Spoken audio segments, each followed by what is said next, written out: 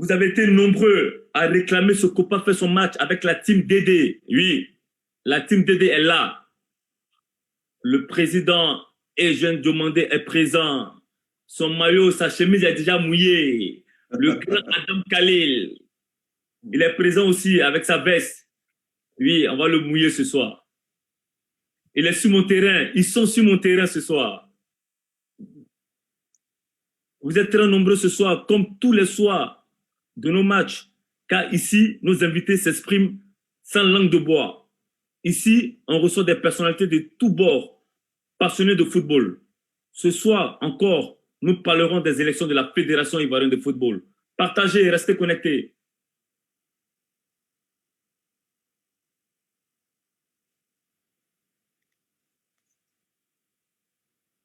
Que des rebondissements, la FIFA s'en mêle. Drogba aura permis de dévoiler beaucoup d'incohérences. Comment ont vécu la team DD à ce propos? Ce soir, pour en parler, je suis avec mon aîné, le président Eugène Diomandé. Oui, le grand, l'unique coordinateur de la campagne de Didier et président du COSFA de San Pedro depuis 2003. Et mon grand frère, oui, mon grand frère adoré, le grand journaliste international Adam Khalil, membre de la cellule de communication de Didier aussi. Ils sont tous présents là. Président, bonsoir à vous. Soyez les bienvenus dans le Copa fait son match. Bonsoir Copa et bonsoir donc à tous les fans de Didier et donc de Copa. Je suis heureux et honoré de me retrouver sur ta plateforme. Voilà. Le plaisir est partagé. C'est vrai que je suis, comme je l'ai dit, un peu intimidé d'être sur ta plateforme, mais j'essaie d'être serein comme Serena. Hein? Ok, il n'y a pas de problème. On est tous serrés comme Serena Williams. Tous les followers qui nous suivent, oui, il y a beaucoup de followers qui nous suivent parce qu'ils ont besoin de savoir beaucoup de choses. Ils ont besoin d'avoir cette lumière dans l'ombre qui est là, cette ombre-là qui met un peu d'obscurité. Ils ont besoin de ça. Oui, le grand frère Khalil, bonsoir à toi. Sois le bienvenu sur mon plateau. Merci à toi, Copa. Toujours un plaisir de pouvoir te retrouver hein, et c'est très, très important, surtout dans ces moments, on va dire, où il faut éclairer les lanternes pour tous les sportifs ivoiriens, pour ceux qui sont amoureux du football ivoirien et ce qui est un fait d'actualité aujourd'hui parce que sa gestion est mise à mal par un certain nombre de problèmes. Et pour revenir, pour dire que c'est tout à fait un grand plaisir que de pouvoir parler et s'imprégner de ces réalités-là, comme tu l'es, un combattant, un endurant, un peu de toi, il y en a un peu de Yaya Touré, de Didier Drogba, qui est le candidat qui, on l'espère, toute la Côte d'Ivoire sportive va porter à la tête de la Fédération ivoirienne de football. Merci, M. Adam Khalil. C'est un plaisir, le plaisir est partagé. Je pense que, je vous rassure, on est très suivis ce soir. Il y a du monde qui nous regarde et je suis très content de vous recevoir. Nous allons rentrer directement dans le but du sujet. D'abord, la parole à mon aîné, Eugène Diomandé. Président, tu as été candidat à l'élection de la Fédération ivoirienne face à Jacques Anouma. Cette année, tu aurais pu te présenter à l'élection, surtout que tu connais bien les rouages ivoiriens. Tu as pourtant décidé de soutenir ton jeune frère Didier Drogba. Déjà, je te remercie au nom de tous les Ivoiriens pour cette grandeur d'esprit. Et je voulais savoir pourquoi avoir choisi la Renaissance. Ok, donc merci bien, Copa. Effectivement, c'est vrai que j'étais candidat.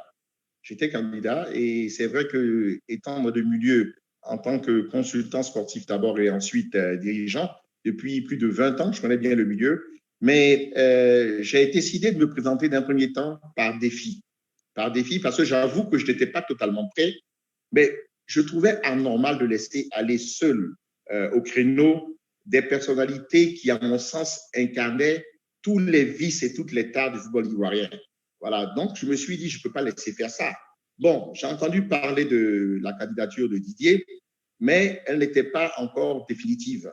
Donc, quand je suis arrivé ici en Côte d'Ivoire, j'ai eu l'occasion de le rencontrer. Nous avons discuté et il m'a convaincu par sa fougue, sa volonté, mais surtout, très vite, je lui ai dit, écoute, petit frère, voilà, moi je suis un peu vieux, je suis un peu fatigué, je n'ai plus la force. Je n'ai plus la force. On a besoin de la oui, voilà, je l'ai dit, je connais un certain nombre de choses qui pourraient être utiles, mais toi, tu as la force de tes relations, tu as la force de tes connaissances pratiques du football, et puis tu as la force de ta volonté, et tu as la force de tes moyens. Voilà, et donc je pense qu'ensemble, on peut secouer le cocotier et puis faire de telle sorte que le football change ici, que la gestion du football, la politique du football change ici. Et donc, il m'a accueilli à bras ouverts. Et nous avons commencé donc à collaborer tout de suite. Et puis, je pense que nous allons arriver au bout, à l'aboutissement de nos efforts. Donc, disons que j'ai rallié naturellement le plan de Didier, hein, parce que j'avoue que j'avais quelques contacts avec ses proches quand j'étais en Europe. Je ne l'avais pas vu lui-même. Et je suis venu, pour tout vous avouer, en réalité, dès le départ, dans l'intention de le soutenir réellement. Parce que avant que je fasse la déclaration, vous savez, les vieux renards qui étaient dans le football ivoirien avaient enfermé Didier dans une nasse, voilà, tendant à faire croire qu'il n'a aucun soutien de président de club. Voilà, donc, voilà, c'est là que j'ai pris mon élan, j'ai bien reculé, j'ai sauté, ça fait boum, et puis bon, Didier, bien sûr, qui était un leader charismatique, tout de suite, ça crée une synergie positive au niveau de l'environnement du football, et puis bon, on a commencé à travailler, ça a commencé à prendre. Et par la suite, je ne vais pas vous faire égrener le chapelet de tout ce qui s'est passé, mais je pense qu'avec l'appoint, la ferveur populaire de la population ivoirienne, avec l'appoint de ses amis que vous êtes, qui avaient eu le courage, la fraternité de braver, je veux dire, tous les risques et toutes les menaces pour le soutenir, je pense que nous allons arriver à bon port et qu'avec Didier, nous allons avoir vraiment un vrai commandant au gouvernail du football ivoire. Comme on dit, Inch'Allah, on l'espère. Merci, Président. Adam Khalil, tu es journaliste et correspondant Canal Plus Sport et France Football. Quand tu échanges avec tes confrères étrangers, est-ce qu'ils comprennent qu'une légende telle que Didier Drogba rencontre des difficultés à se présenter à une simple élection dans son propre pays, alors que les autres le réclament? Pour répondre d'abord à la question, je voudrais peut-être évoquer une anecdote concernant le président Eugène Diomandé, que sa modestie en souffre, parce qu'à l'époque, lorsqu'il se présentait à la présidence de la Fédération ivoirienne de football pour son poste, vous l'avez dit, le lien entre lui et Didier Drogba, ça date de longtemps parce que c'est un lien beaucoup plus symbolique.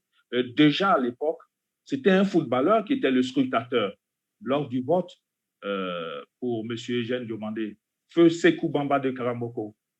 Ça signifie que déjà, il avait un lien avec les footballeurs, il était vraiment dans le milieu, comprendre les réalités du terrain. Et pour continuer, pour dire que le président Eugène, quand même, avec le CW Sport, qui reste la dernière équipe ivoirienne à avoir joué une finale de Coupe d'Afrique de club avec la Coupe de la Confédération en 2014. C'est tout un hommage et toute une expérience au service de l'équipe de Didier Drogba au sein du projet Renaissance. Et pour revenir à votre question concernant cette influence, concernant cette répercussion d'une candidature à controverse pour les adversaires, mais en même temps une candidature qui est bien menée et acceptée dans l'opinion internationale et notamment pour la presse internationale, étant donné que nous sommes au jour et à chaque instant avec eux à comprendre comment est-ce que cette candidature évolue. Il faut dire que Didier, aujourd'hui, c'est une chance pour le football ivoirien.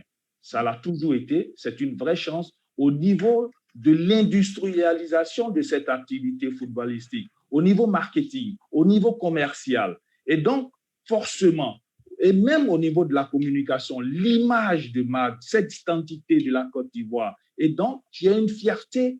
Au-delà de cette fierté, c'est comment repositionner toute cette industrialisation. Il faut déjà la créer à travers le projet Renaissance où il y a des pans très importants aujourd'hui. Donc, c'est tout à fait normal que le monde entier s'intéresse à cette élection, non pas parce que Didier a des adversaires, mais surtout parce que c'est Didier Drogba qui conduit un projet novateur pour la Côte d'Ivoire et à travers ce projet-là, il y a des footballeurs, il y a des dirigeants de clubs, il y a des hommes de la société civile, des industriels qui sont bien dans le projet Renaissance et qui a une dimension, on va dire, mondiale.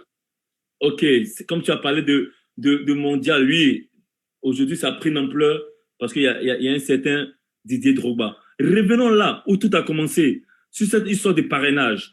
Lorsque l'AMAFSI s'est réuni à Yamoussoukro et a attribué son parrainage au candidat Sori Diabaté, ils étaient au nombre de 25, dont certains n'ont pas été convoqués. Face à cette marmaille, la vraie assemblée avec la présence effective de tous les membres qui ont donné le parrainage à Didier Drogba avec une majorité écrasante des voix. Monsieur Eugène Diomandé, quand on entend dire que le parrainage à Didier n'est pas valide, doit-on en rire ou en pleurer? Oui, effectivement, Copa. Je voudrais d'abord, avant de répondre à ta question, remercier Khalil Adam qui, malgré son jeune âge, avait déjà une bibliothèque ambulante du football, parce qu'il s'est bien souvenu qu'effectivement, à l'époque, mon scrutateur était Sekou Bamba de Karaboko, paix à son âme, qui me rappelle de par sa personnalité à beaucoup d'aspects aussi Didier Drogba lui-même. C'est un garçon qui était courageux, voilà, entreprenant, bien sûr, et qui n'avait pas sa langue dans la poche. Donc, maintenant, pour revenir donc, à votre question, mais votre question, là, ça démontre effectivement, Copa, que vous êtes un observateur averti du football. Parce que je me demande comment des gens qui sont prétendument d'éminents juristes, est-ce qu'ils ont lu les dossiers? La fédération, elle, déjà, elle, sa mauvaise foi, elle est avérée. Elle est avérée parce que l'arbitre en question, qui avait accordé un parrainage qui était totalement illégal et antidaté, en question, cet arbitre était forclos. Il n'avait plus de mandat pour représenter les arbitres. Mais comme il était acquis et à la solde du comité exécutif de la Fédération de football, ils ont essayé de le maintenir en empêchant la tenue d'une assemblée générale parce que ce monsieur avait terminé son mandat. Voilà. Et ce monsieur a donné un mandat antidaté depuis le mois de mars, donc au candidat du comité exécutif, Sori Diabaté. Et comme il s'est rendu compte par la suite quand même qu'il devait consulter quelques pairs, il a organisé un semblant de réunion à Yamoussoukro où il a pu réunir autour de lui que 25 personnes qui lui étaient acquises. Et à l'issue de cette réunion, il a décrété que les arbitres donnaient leur parrainage. Et c'était totalement faux. Il y a eu des protestations ce jour-là. Et donc, les arbitres qui sont des gens organisés, voilà, se sont réunis à Abidjan. Ils ont récolté, ils ont compilé des pétitions. 343 personnes, 343 arbitres ont signé des pétitions. Voilà, ils ont organisé une AG à laquelle ont participé 236 arbitres. C'est-à-dire que le quorum était atteint. Et cette AG a été autorisée par le ministère de l'Intérieur au vu des pièces produites qui démontraient que le mandat de l'arbitre du président précédent était terminé. Voilà, toute chose que la fédération aurait pu observer qu'elle n'a pas faite. Donc, c'est en toute légalité qu'ils sont venus accorder une salle. Ils ont organisé leur réunion. Ils ont d'abord élu leur nouveau président. Et au lieu que ce président désigne un des candidats pour accorder le parrainage, il a permis à toute l'Assemblée de voter. Et il y avait des journalistes qui étaient dans la salle. Ils ont voté devant des urnes transparentes, au vu aussi de tout le monde. Et il y a eu 218 voix pour Didier, contre une voix à Sori et une voix à Idriss Diabaté. Vous avez vu? Et donc, dans des conditions de transparence, de démocratie, où tous les acteurs sont convoqués régulièrement, vous voyez le score que Didier atteint. Voilà. Quand les gens disent que oui, il n'a pas le soutien des électeurs, et que donc, même si d'aventure, les candidats, comment ils peuvent gagner? Je dis, mais vous vous trompez. C'est parce que justement, il y a toute cette fumisterie, toutes ces ondes qui sont créées autour de l'élection, toutes ces menaces, voilà, toutes ces filouteries qu'on assiste à des, je vais dire, à des parrainages orientés, voilà, obtenus, voilà, par la force, par la menace, par le chantage, voilà. Mais autrement, les adversaires savent très bien aujourd'hui qu'ils ne veulent pas que Didier atteigne le stade des élections. C'est parce que les présidents se sont parlé entre eux. Voilà, ils en ont marre de toute cette situation et ils ont décidé aujourd'hui d'aller vers leur bonheur, vers les portes que leur ouvre Didier. Et donc, ils savent que si Didier arrive aux élections, le scrutin étant secret et en même temps transparent, ils vont essuyer une défaite sévère. Voilà, donc pour répondre à votre question, le parrainage, le seul parrainage qui est légal, est le parrainage que l'AMAFSI, dans son ensemble, par une assemblée générale, a donné au candidat Didier Drogba. Le président qui a signé un parrainage n'était plus président. Voilà, il était forclos depuis longtemps. Il n'était plus président. Et de plus, ce parrainage n'a pas été acquis à travers une consultation générale des arbitres. Donc, on n'a pas besoin de sortir de l'ENDA ou bien de l'école de magistrature pour regarder, pour voir quel est le parrainage légal. Alors, quand les gens disent qu'ils donnent un parrainage à M. Koulibaly Souleymane, voilà, celui qui a accompli le forfait, un autre parrainage, non, je dis, mais attendez, il faut inscrire ou bien quoi. Et en fin de compte, ils arrivent à déterminer que c'est le parrainage qui est illégal, celui qui a suivi la procédure la plus normale de la loi associative et de la FIFA. Alors, allez-y, commande quelque chose. Merci le président pour l'éclairage. Adam Khalil, on va revenir à toi tout de suite parce qu'il y a un autre parrainage qui a fait aussi débat. Le jour où l'AFI a décidé d'accorder son parrainage au grand frère Idriss, Didier venait de perdre une amie, une complice, la fille de Nelson Mandela. Et le même jour, c'est le décès du frère de Serge Aurier. D'accord? Sachant qu'il y a vraiment une grosse complicité entre ces personnes. Drogba aussi avait perdu il n'y avait pas longtemps Arafat DJ. Comment Didier a vécu ce non-parrainage de l'AFI et particulièrement cette journée? Il faut dire que c'était vraiment un coup de poignard parce qu'on ne pouvait s'imaginer que des footballeurs, pour ce qui est des notions d'éthique et de morale, pouvaient outrepasser ces valeurs-là pour accorder un parrainage aussi simple que symbolique à un footballeur qui est candidat contre d'autres personnes. Et bien entendu, ces adversaires-là sont du milieu du football, mais il appartenait à l'association des footballeurs ivoiriens, qui est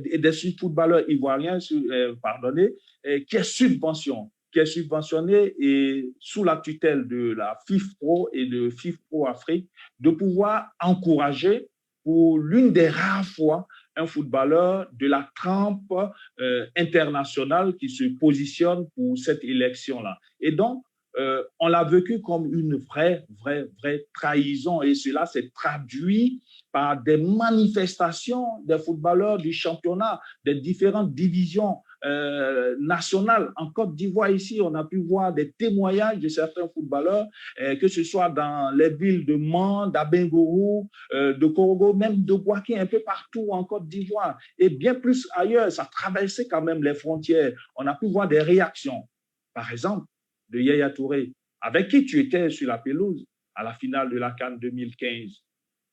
Alors, c'était le capitaine victorieux de 2015 qui aujourd'hui se plaint et est frustré au même titre que l'ensemble des footballeurs ivoiriens, que de voir que l'AFI, qui a pour objectif de défendre les intérêts des footballeurs pratiquants, de lâcher quelqu'un qui est une icône du football ivoirien, qui est plus qu'une icône, mais qui est un représentant à tous les étages de la Côte d'Ivoire, à l'extérieur, ne pas bénéficier de ce parrainage. Et donc, c'était comme un coup de... j'ai encore l'émotion parce que c'est une vraie trahison. C'est une vraie trahison et je pense que tous les footballeurs ivoiriens doivent pouvoir faire cette remise en cause pour revenir à la maison et analyser cette situation pour reprendre en main l'association des footballeurs ivoiriens qui est l'AFI, qui a besoin d'être dirigée par des gens dignes de ce nom. Les choses sont claires. On va rester toujours avec vous, monsieur Adam Khalil. Tu as sorti un bouquin intitulé Combat d'éléphants, disponible sur Amazon. Tu peux nous en parler un peu? Oui, Combat d'éléphants, effectivement, c'est cette image que vous avez pu avoir pendant 10, 15 bonnes années en tant que des représentants de grande valeur pour la Côte d'Ivoire à l'extérieur. Vous êtes sans ignorer que le football continue d'être ce lien de fraternité, de solidarité entre les Ivoiriens. Et donc, dans la trame de ce livre-là, il s'agit de présenter cette image des footballeurs que vous êtes, qui est de pouvoir préserver la paix en Côte d'Ivoire. On se rappelle que c'était encore Didier Drogba qui envoyait son trophée du Ballon d'Or à Abouaké, qui a franchi le Rubicon, alors que la rébellion existait, la guerre existait. Mais il a décidé de conduire tous les Ivoiriens à la paix. Et quelques années après, il y a eu Yaya Touré qui est venu avec son trophée de la Ligue des Champions, le remettre au président Laurent Gbagbo, un fils du Nord qui remettait un trophée à son président qui est originaire du Sud. Donc, c'est ce lien symbolique de fraternité entre les Ivoiriens qui est raconté dans Combat d'éléphants. Et ce combat, il continue, que ce soit sur les terrains comme dans la société civile ivoirienne. Donc, c'est avec vous, Kopa, Yaya, Touré Collé, tout le monde, que ce combat va continuer pour que les footballeurs soient pris dans leur plus grande valeur en Côte d'Ivoire et pourquoi pas gérer la fédération, par exemple, ivoirienne de football. Le message est très bien passé. Je répète encore, Combat d'éléphants disponible sur Amazon. Voilà. Cette semaine a été riche en actualité et en rebondissements. Après que la FIFA ait demandé la poursuite du processus électoral, la commission, la CI, présidée par son Excellence, M. René Dibi, s'est réunie. Il a été dit qu'il a démissionné, alors qu'aucun courrier de sa part a été envoyé. A été envoyé par M. Sam Etchassé, voilà, secrétaire général, étant absent pour raison de maladie. Au grand étonnement de tous, quelques heures à peine, la FIFA sort un communiqué signé par M. Sam Etchassé et sur lequel il est dit que la candidature de Didier est rejetée. Président Diomandé, est-ce que vous pouvez dire aux Ivoiriens ce qui s'est passé et comment comprendre toutes ces contradictions? Ok, effectivement, le problème est très simple, hein. C'est-à-dire que Didier avait été retenu de manière tout à fait légale au plan juridique lorsqu'il y a eu un premier PV qui a été établi le 8 août, je crois, à l'issue des premières délibérations. Voilà. Voyant donc que son plan avait échoué avec celui du comité exécutif, voilà, Sam Etchassé a refusé de signer ce PV parce que ce PV devait être co-signé et par le président et par le secrétaire de séance qui a un simple rôle de transmission, n'a même pas le droit de vote. Donc, selon la procédure, il devait co-signer et ensuite signifier au candidat, voilà les résultats. Et à l'issue de ce premier PV, donc, après les études et analyses des dossiers, les dossiers des 3 candidats avaient été retenus. Voilà, avaient été retenus. Voilà. Et donc, Sam Etchassé a fait obstruction. Il n'a pas signé ce document. Il n'a pas non plus signifié au candidat et il s'est permis, en dehors du processus électoral, d'adresser un courrier à son soi-disant patron, qui n'est pas membre de la commission électorale, mais qui était le président de la fédération défunte du football, comité exécutif qui n'existait plus, voilà, pour lui demander effectivement la conduite à suivre. Voilà dans quoi on est. On est dans l'illégalité totale. Et quand ces messieurs-là viennent dire que eux, ils ne veulent pas tordre le cou au droit, ils racontent n'importe quoi. Alors donc, ils ont fait obstruction. Le président Dibi, qui est un légaliste, a attendu un délai avant d'interpeller de nouveau Sam Etchassé, le sommant de signifier aux candidats les résultats de leur délibération. Sinon, il aurait pu lui-même, il avait le PV, il aurait pu lui-même proclamer les résultats. Mais c'est un légaliste. Voilà, donc il a pris le temps. Cela n'a pas été fait. Voilà, et pendant ce laps de temps, qu'est-ce que l'ancien président de la fédération fait? Il prend un communiqué pour dire qu'il a institué un comité d'urgence qui va convoquer une réunion, qui convoque une assemblée générale extraordinaire, voilà, en vue de recomposer donc la commission électorale. Voilà, et donc il fait le communiqué au nom du comité d'urgence et il signe Augustin Sidi Diallo, président de la Fédération ivoirienne de football. Alors vous voyez déjà, il se contredit. Mais en réalité, ce comité d'urgence n'avait pas lieu d'être parce que c'est un comité d'urgence qu'on met en place dans le courant normal, voilà, de la fonction de la fédération.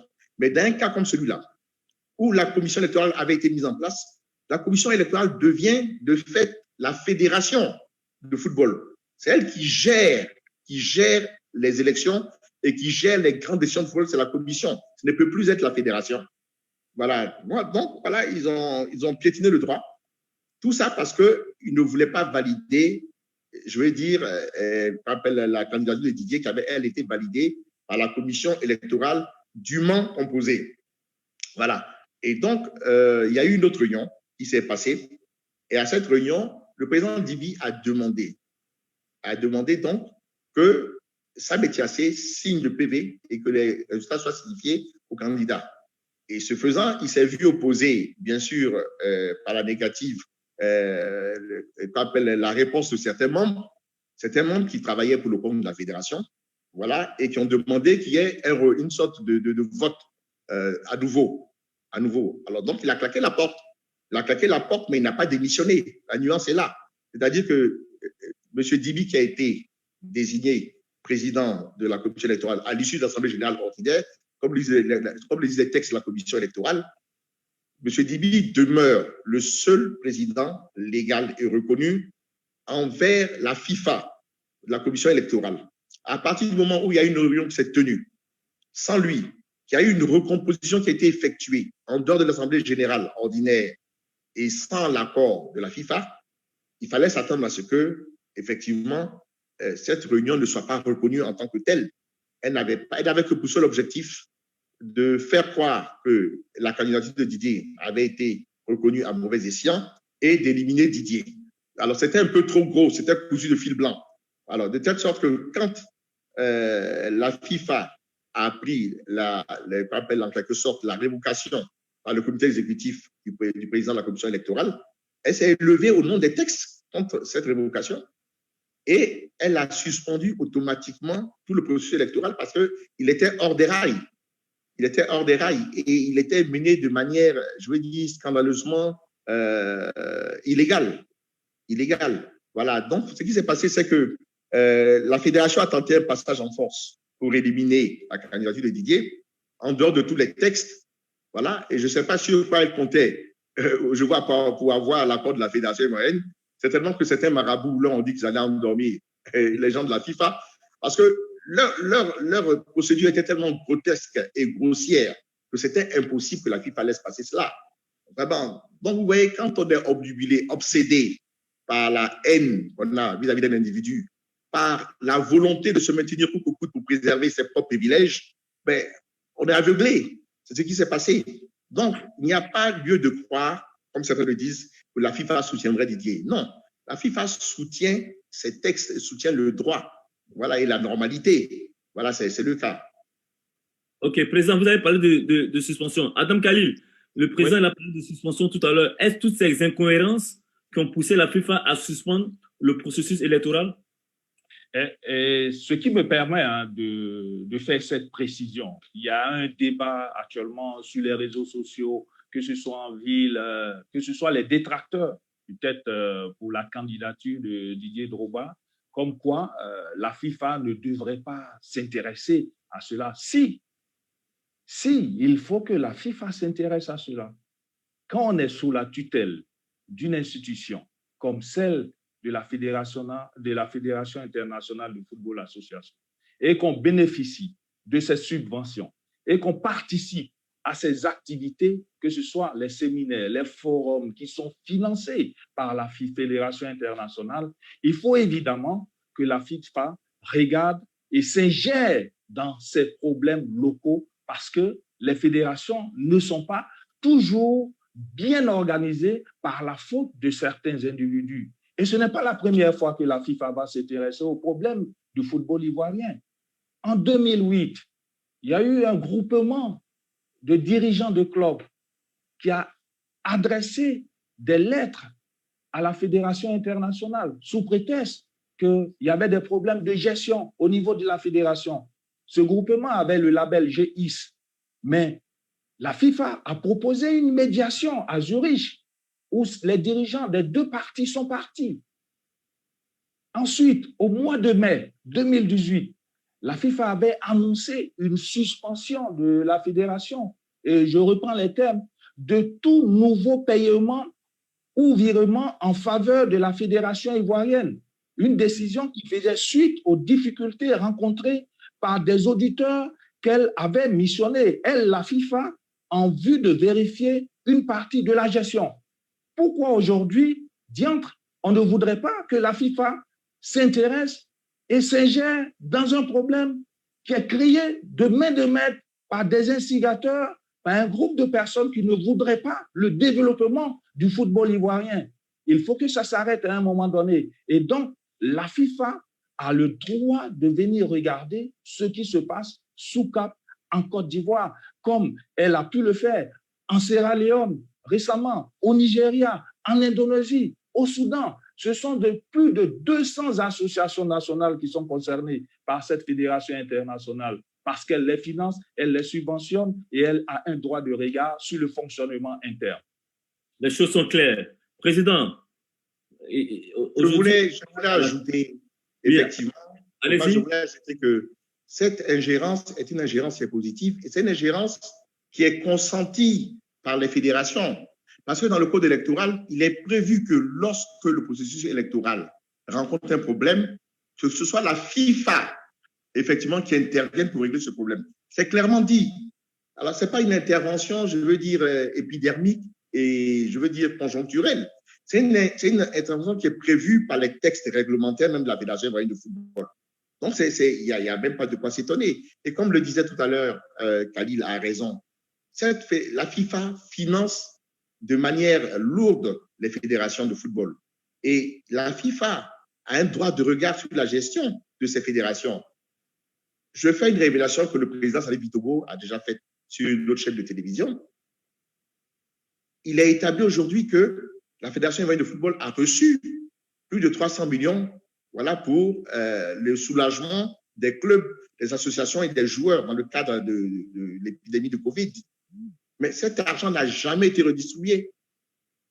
Cet argent n'a jamais été redistribué. Alors, vous voyez, comment voulez-vous que la FIFA ne s'ingère pas dans ces conditions-là aujourd'hui? Voilà, donc, il y a lieu que la FIFA s'ingère lorsqu'il y a un problème administratif, lorsque la procédure n'est pas suivie, mais lorsqu'il y a un cas de mauvaise gestion avérée, la FIFA doit s'ingérer et c'est pour le plus grand bonheur, donc, aujourd'hui du football ivoirien. J'entends certains présidents qui se sont illustrés tristement par ailleurs que nous connaissons, aujourd'hui, essayer de donner de la voix pour faire croire que les clubs ivoiriens seraient contre l'intervention de la FIFA. Mais cela ne veut rien dire. Ce sont encore des tentatives maladroites orchestrée par la Fédération ivoirienne de football, juste pour faire croire qu'elle est soutenue par les clubs. Mais je pense que ça n'ira pas très, très loin tout cela. Et Kopa, moi, je voudrais, avec peut-être votre permission, embrayer par rapport à ce que le président Eugène Diomandé vient de préciser, qu'il ne sert à rien de pouvoir s'engager dans une certaine forme de pétition. Quand on a accepté de participer aux activités de la FIFA depuis plusieurs années, depuis les années 60, jusqu'à aujourd'hui, on se doit de respecter les tests et les lignes directrices de la FIFA au risque de se faire sanctionner. Et pourquoi pas? Peut-être qu'on va vers une nouvelle reprise en main de la FIFA, par la mise en place d'une administration provisoire. On ne voudrait pas arriver à cela. Et pour ne pas arriver à ça, il faut respecter les tests de la fédération. Il ne faut pas chercher à exclure un candidat parce qu'on ne voudrait pas le voir à la tête de la fédération. C'est juste ce que je voudrais ajouter. Ok, Khalil, vous avez parlé de pétition. Est-ce que vous pouvez nous éclairer un peu plus? Oui, nous, peut-être que par des formations professionnelles, en tant que journaliste, on a des documents, des informations qui nous reviennent depuis hier nuit déjà sur le fait qu'on fait passer une liste de pétitionnaires, de dirigeants de clubs ivoiriens pour contester déjà les décisions et les prises, en tout cas ce que la FIFA veut faire, notamment regarder de très près pour dire que non, il ne faudrait pas que ces dirigeants de clubs-là s'engagent dans cet élan-là qui est manifestement un élan illicite parce qu'il ne faut pas s'opposer de la sorte à la FIFA au risque d'être complice de la forfaiture, surtout qu'il y a des audits derrière certaines fédérations en Afrique. Donc, il faut faire très attention pour ne pas être complice de ces gestions-là. D'accord. Président Eugène Diomandé, aujourd'hui, on s'attaque à la candidature de Didier. On invalide ses parrainages alors que son dossier est complet. De l'autre côté, le candidat Sori n'a pas démissionné de son poste au sein de la Fédération ivoirienne de football et fait partie du comité de recours. Est-ce normal tout ça? Mais c'est totalement anormal, comme tu le relèves. C'est totalement. On vit dans une anomalie totale aujourd'hui. Donc, le fait qu'un candidat appartienne au comité exécutif, bénéficie des moyens alloués au comité exécutif pour faire sa campagne, Mais je veux dire, c'est un gros scandale. C'est une grave entorse à l'éthique même et à la déontologie, je veux dire, de membres du comité exécutif de la fédération. C'est une grave entorse. Ce n'est même pas normal. C'est un fait, comme l'a relevé le vice-président Soumaro de la commission électorale, qui entraîne la nullité même de sa candidature. Alors, on n'en parle pas et on vient chercher des cheveux, des poux dans les cheveux de Didier. Alors, je veux dire que vraiment, il y a tellement d'anomalies dans cette histoire. Si on prend tous les parrainages qui ont été obtenus sur les groupements d'intérêt aujourd'hui, mais ils sont presque tous illégaux. On n'a fait que discuter du problème des arbitres, parce que justement, les arbitres, de manière tout à fait légale, en suivant la procédure, ont accordé leur parrainage à Didier. Donc, c'est le seul groupement d'intérêt aujourd'hui qu'on a indexé.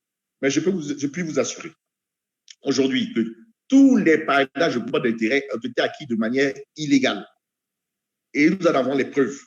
Voilà. Donc, si nous devons reprendre cette compétition à zéro, je veux dire, reprendre l'étude des dossiers, l'analyse des dossiers à zéro, il y a d'autres, ce sont les autres candidats qui vont en pâtir.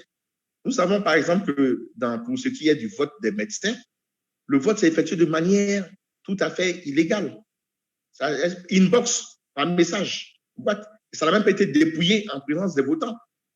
Et c'est le président, le président des médecins sportifs qui a été donné son parrainage aussi en catimini au même candidat, Sohit Diabaté.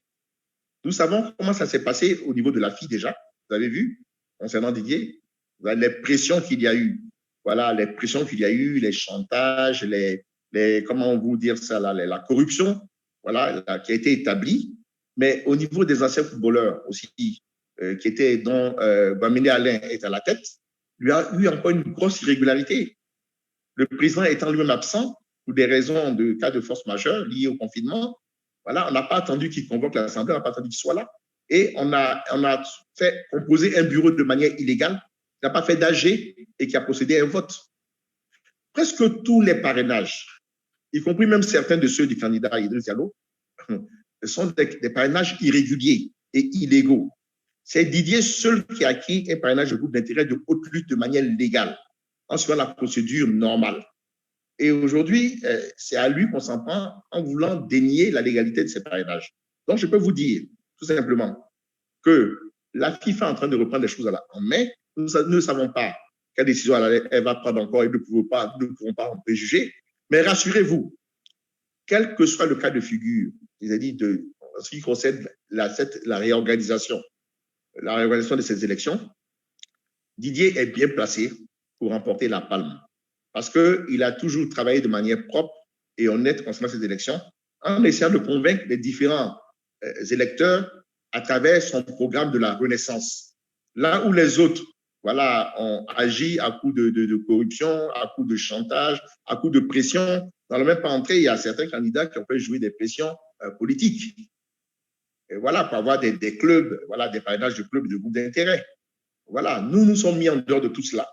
Voilà, et donc nous demandons simplement à compétir et pouvoir présenter notre programme aux électeurs et pouvoir faire bénéficier des connaissances, des relations de Didier, donc aux clubs, aux associations ivoiriennes. Merci, Président. Adam Khalil, avec toutes les tentatives visant à le nuire, je parle de Didier, à l'écarter, à le déstabiliser, Didier a toujours maintenu le cap. Vous qui êtes à ses côtés, comment Didier a vécu tous ces rebondissements? Très sereinement et calmement. Vous le connaissez également pour avoir été son coéquipier. C'est un compétiteur, c'est un combattant.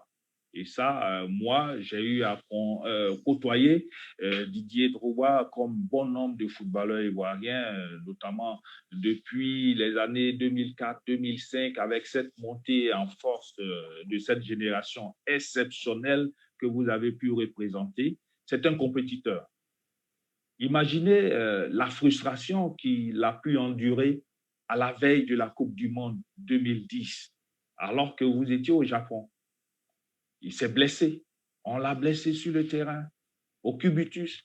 Il s'est relevé avec des interdictions des médecins, mais il a voulu participer au nom de la Côte d'Ivoire et pour tous les fils ivoiriens à cette première Coupe du Monde en Afrique, pour donner cette image de vaillant guerrier d'Ivoiriens à la face du monde. Imaginez ensuite la frustration qu'il a pu endurer en 2008, alors qu'on lui a arraché son ballon d'or qui devait être organisé au Ghana, finalement, amené au Togo, à Lomé. Imaginez toutes ces frustrations.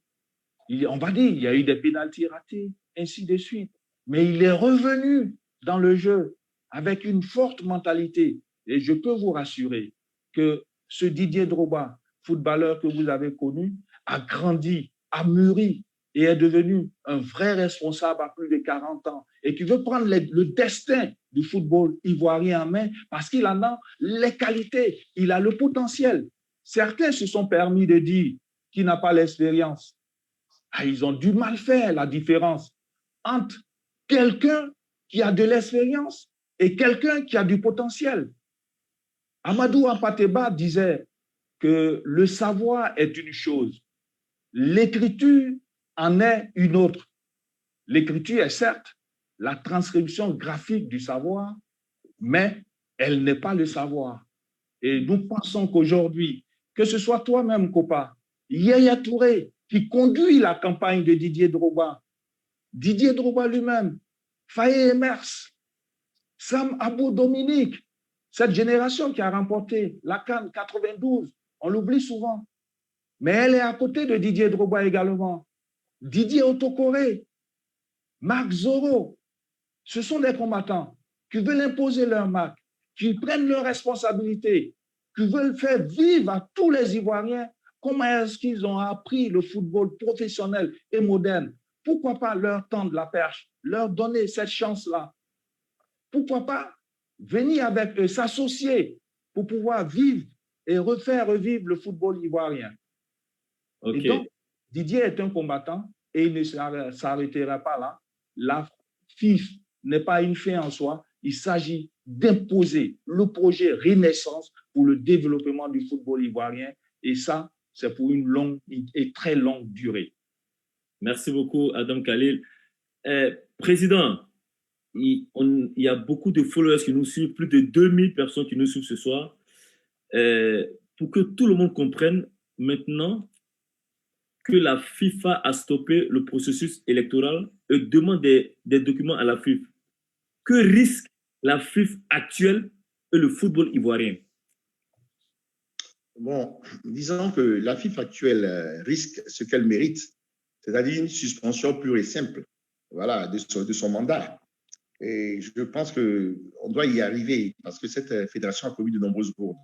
Tout à l'heure, Khalil nous a parlé déjà des problèmes qu'il y avait eu avec le groupement de clubs qui s'appelait le GX et tout ça. La FIFA avait fait preuve en ce temps-là de charité à son égard et n'a pas réagi de manière ferme. Mais je pense que cette fois-ci, la FIFA est très irritée. Elle est très irritée par le fait que le courrier qu'elle a adressé à la fédération était un courrier qui était très, très clair, voilà, plein de clarté, où elle donnait des recommandations fermes quant à la procédure à suivre pour arriver au bout du processus électoral. Et ces recommandations de la FIFA ont été foulées du pied, voilà, par la Fédération ivoirienne de football. Elle a essayé de ruser encore, parce qu'il était clair dans le texte que la FIFA demandait que les choses soient reprises là où elles s'étaient arrêtées. C'est-à-dire, après la validation des candidatures, il fallait obtenir la signature du secrétaire général et signifier aux candidats les résultats. La FIFA a fait interpréter par ses envoyés qui étaient dans la commission, dans cette pseudo-commission électorale, comme quoi il fallait y avoir un nouveau vote. Voilà, il fallait y ait un nouveau vote. Vote, bien sûr, tout à fait orienté dans le sens de l'élimination de Didier.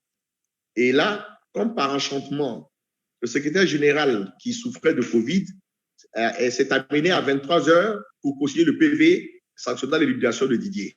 Alors, vous voyez, ce type de comédie pantalonnex grossière ne peut pas échapper à la FIFA.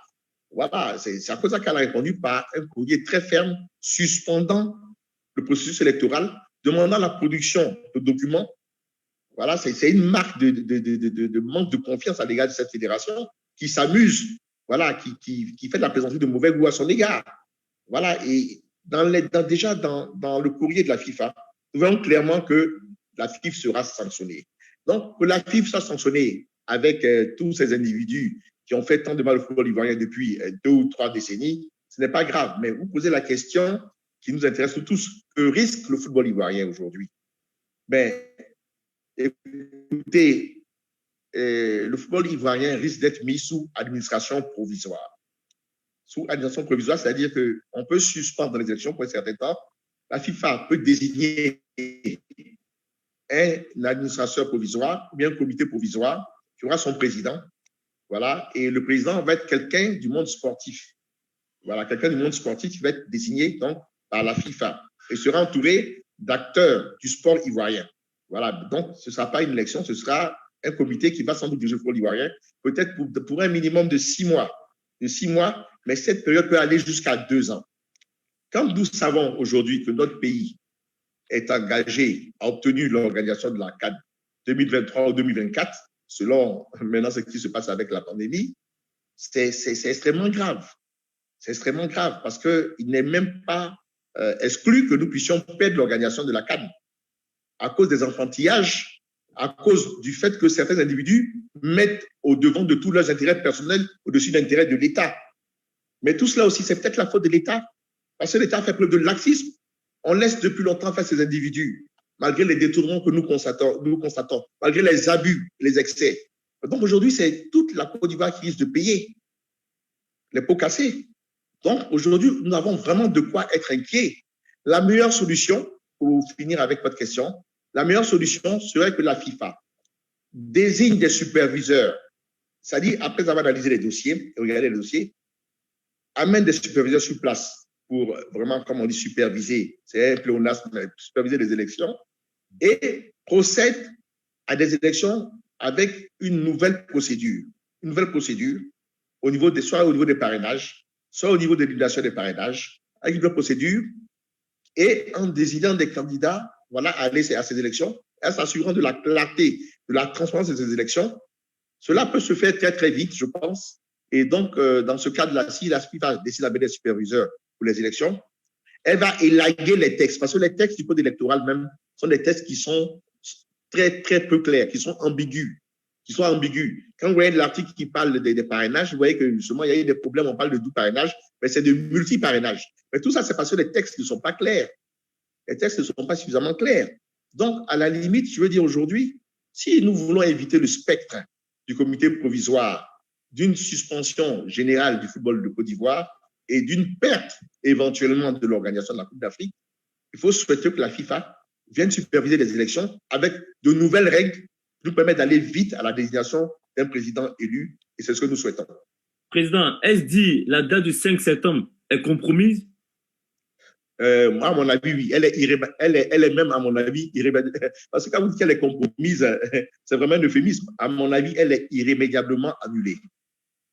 Il est impossible que les élections se tiennent le 5 septembre dans ces conditions-là. C'est impossible. Okay. Les choses Je pense qu'au plus tôt, ça se tiendra aux environs de fin septembre. D'accord. Merci pour l'éclairage. Adam Khalil, alors que Didier reste dans son silence, ne s'exprime pas dans les médias, on assiste également à une grande campagne de dénigrement contre sa personne par des journalistes. Toi qui es dans le milieu, est-ce à dire que ces journalistes jouent le jeu des ennemis du football?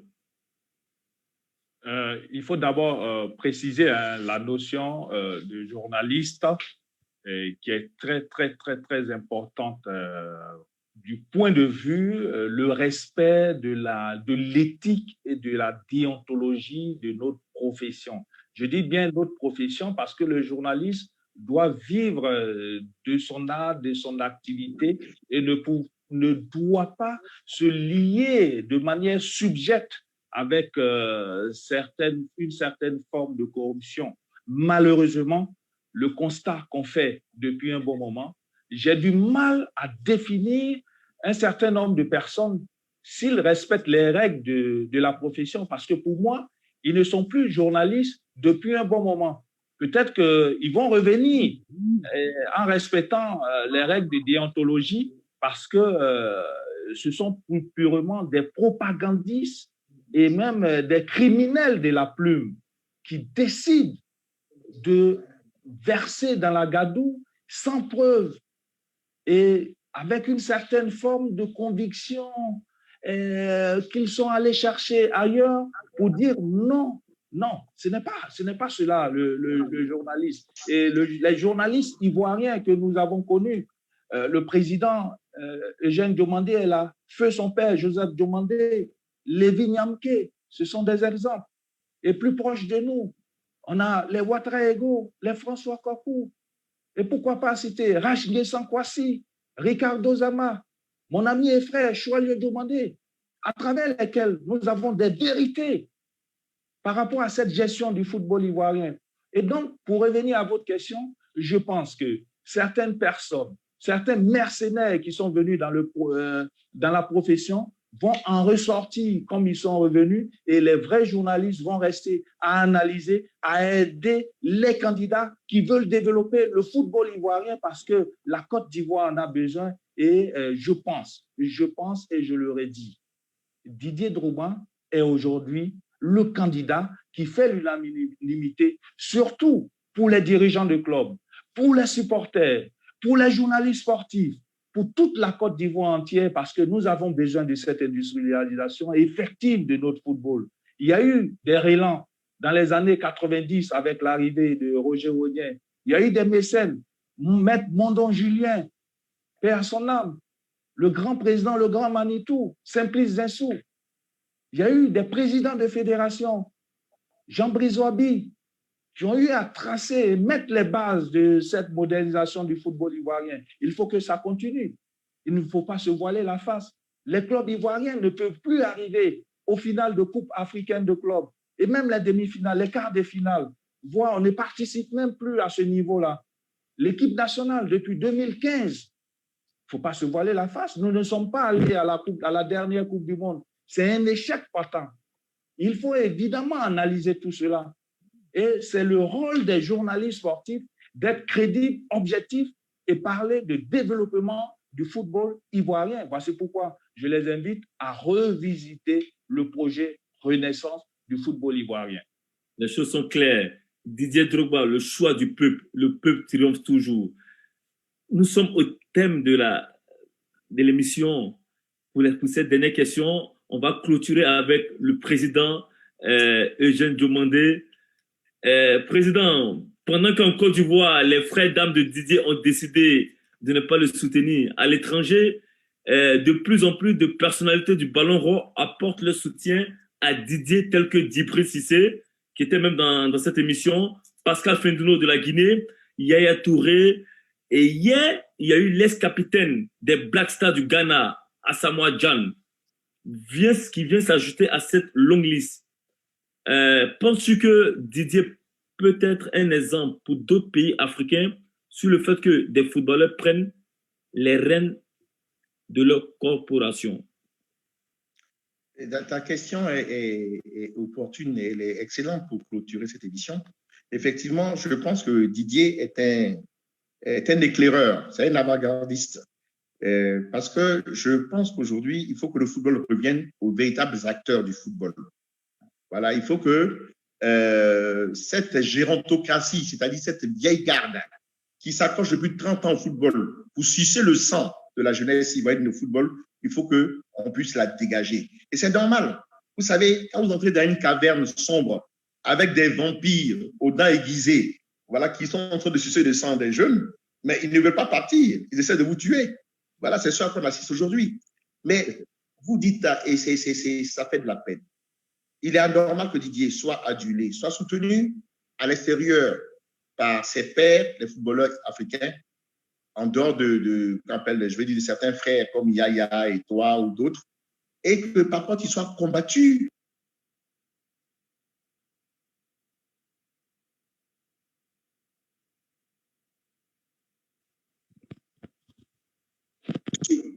Ce sont les soubresauts, voilà, d'une époque qui est en train de se terminer.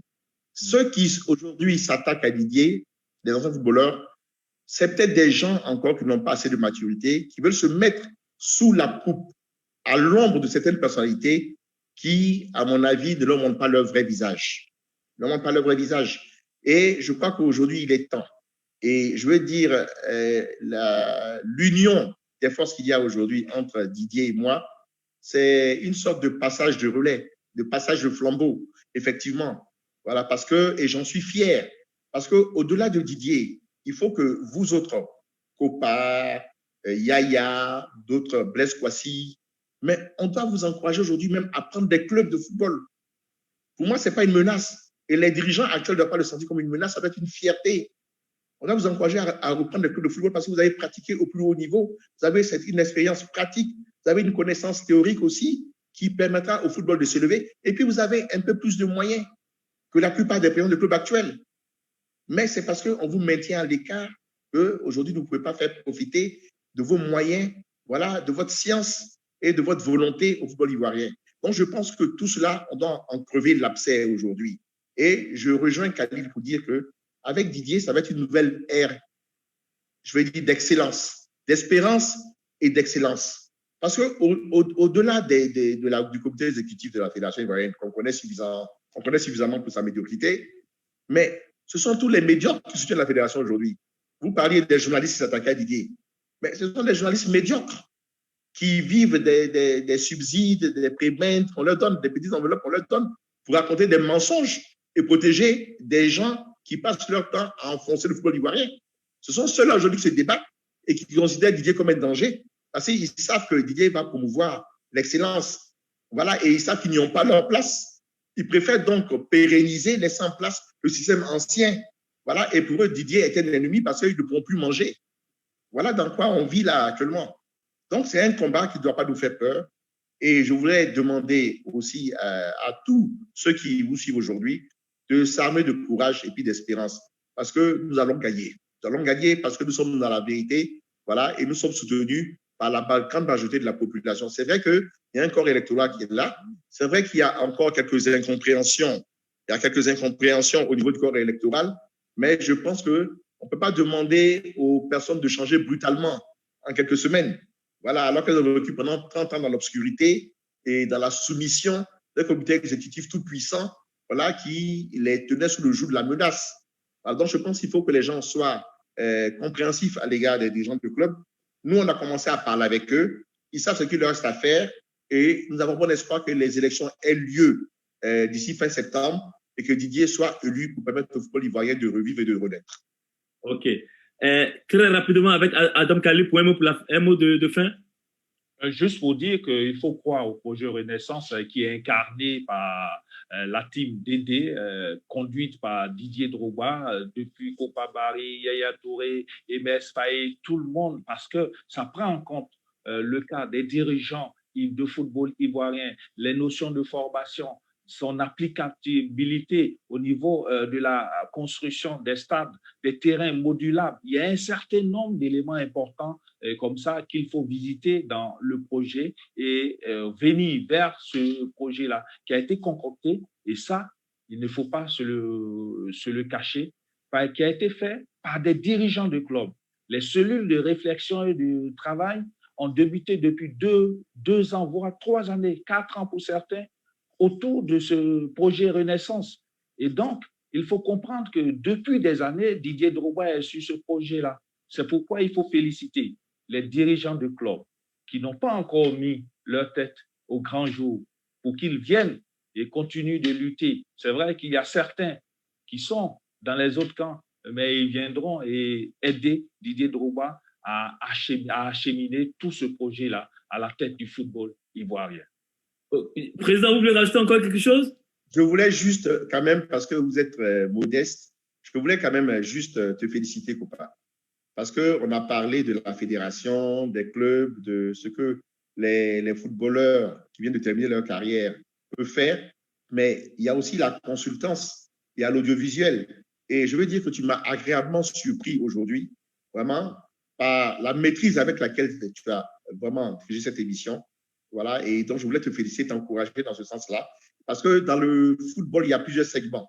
Voilà, et je voulais t'encourager à réussir dans ce segment-là.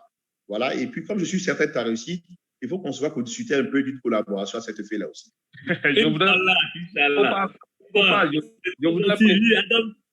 Je voudrais préciser que le président Eugène Diomandé, avec Feuillon Richard à l'époque, c'était le premier consultant télé pour les émissions de sport, avec Télésport à l'époque, et donc il aime bien ce domaine d'activité-là également.